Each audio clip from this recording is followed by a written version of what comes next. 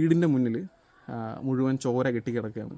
വീടിൻ്റെ മുന്നിൽ മാത്രമല്ല, മുറ്റത്ത് മാത്രമല്ല, താഴത്തെ തൊടിയിലും അതിൻ്റെ താഴേക്കുള്ള പറമ്പിലൊക്കെ നിറയെ ചോരയാണ്. എനിക്ക് തോന്നുന്നു ഒരു 4-5 ലിറ്റർ ചോര ഇങ്ങനെ പരന്ന് കിടക്കുകയാണ്. ആ ചോരേൻ്റെ മണം അടിച്ചിട്ട് നമുക്ക് അങ്ങോട്ട് അങ്ങനെ അടുക്കാൻ പറ്റില്ല.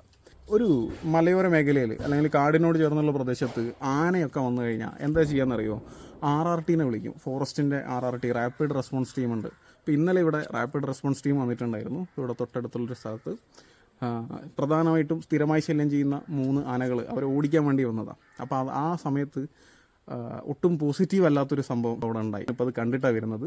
നമുക്ക് കാണുമ്പോൾ ഭയങ്കര ബുദ്ധിമുട്ടുണ്ടാവും. ഇപ്പോൾ സംഭവിച്ചെന്താണെന്ന് വെച്ചാൽ RRT ഉദ്യോഗസ്ഥർ ആനേനെ തുരത്താൻ ശ്രമിച്ചപ്പോൾ ആന തിരിച്ച് അറ്റാക്ക് ചെയ്യാൻ നോക്കി.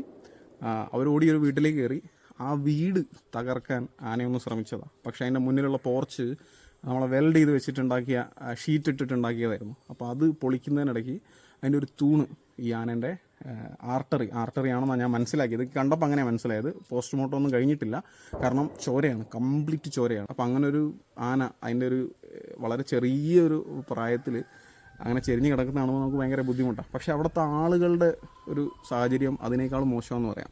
ഈ ആന തന്നെ ഇവരെ സ്ഥിരമായി ശല്യം ചെയ്തുകൊണ്ടിരുന്ന ഒരു ആനയാണ്.